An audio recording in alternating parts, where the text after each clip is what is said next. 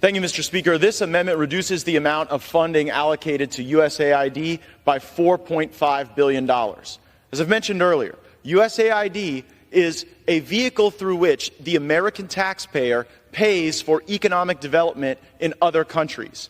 I think instead we should spend more money on the economic development of our own country, and actually, if we spent less money overall, we probably would see less inflation, more prosperity, and the type of economic growth that we saw during President Trump's time in office. USAID may have started with laudable goals, but today they're promoting abortion globally with American tax dollars. They are pushing President Biden's national gender strategy. I never thought we needed a national gender strategy, but if we need a national gender strategy, can we at least not spend so much money promoting it abroad? Silly. The DEI programs that are embedded in the 1619 Project have been embraced by United Nations Ambassador Linda Thomas-Greenfield, and we see that continue to manifest through USAID. American taxpayers should focus their resources and their efforts on the American people and the American economy. This is a thoughtful reduction. It should be easily agreed to, and I reserve the balance of my time. The gentleman reserves. The gentlewoman from I'm sorry. For what purpose does the gentlewoman seek recognition? I rise in strong opposition to this amendment. The gentlewoman is recognized. Once again, I have no idea what my colleagues are trying to achieve.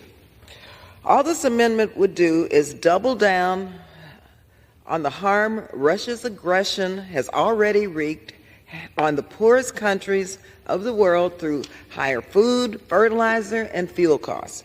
This amendment would cut $750 million each from global health programs and the international disaster assistance accounts. These cuts would impose tremendous harm and suffering to the most vulnerable, including 4 million children with malaria will go untreated, 350,000 deaths attributable to tuberculosis, 13 million fewer children vaccinated, resulting in a possible 115,000 additional deaths, and a reduction of over 45% of humanitarian assistance to Sudan compared to FY 2023 levels. This doesn't sound much like pro-life to me, Mr. Chairman. It would also eliminate entire development assistance accounts, affecting agriculture and food security programs, education, and clean water for millions of the most vulnerable people in the world. Development assistance is also used for counter-PRC influence programs, which represents one of our more effective tools to counter and compete with the PRC globally.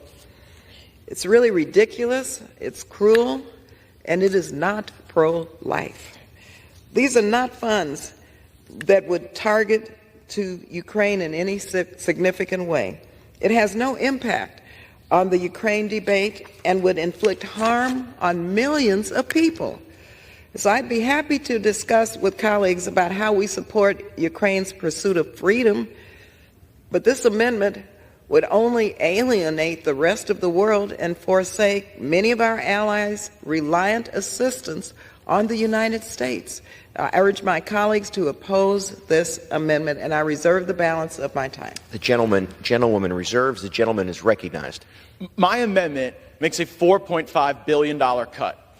$3.5 billion of that stops us from retiring global debt for Ukraine.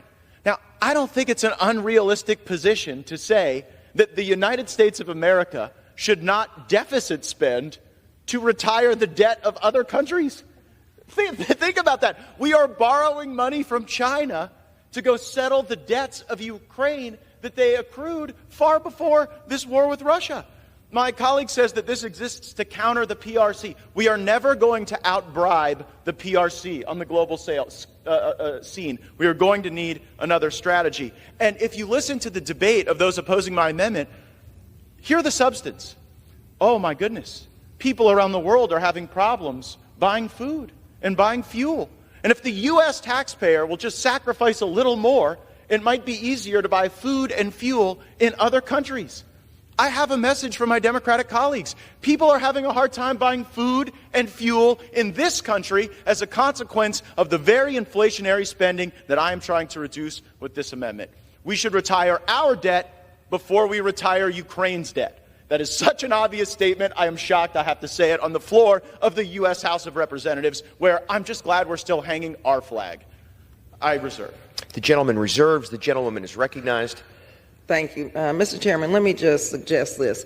It really is an unrealistic position for the United States to allow 4 million children with malaria to go untreated, to allow 350,000 deaths attributable to tuberculosis, to allow 13 million fewer children vaccinated, resulting in a possible 115,000 additional deaths, and a reduction of over 45% of humanitarian assistance to Sudan compared to 2023 levels. Very unrealistic, cruel, and unusual. I yield back. The gentlewoman yields back. The gentleman is recognized. Mr. Speaker, it's hard to believe what I am hearing. The gentlelady is saying, but there's malaria and tuberculosis and sickness and ailment all around the world. The gentlelady need look no further than her home state of California, where the human condition continues to decline. She would need to look no further than the major cities throughout our country that are under Democrat control. So maybe before we go solve all the world's problems, maybe before we function as the world's policeman and the world's piggy bank and the world's debt payer, we ought to focus on the issues that we have here in this country, and they are real. And frankly, too often, they metastasize from the gentlelady's home state. I reserve.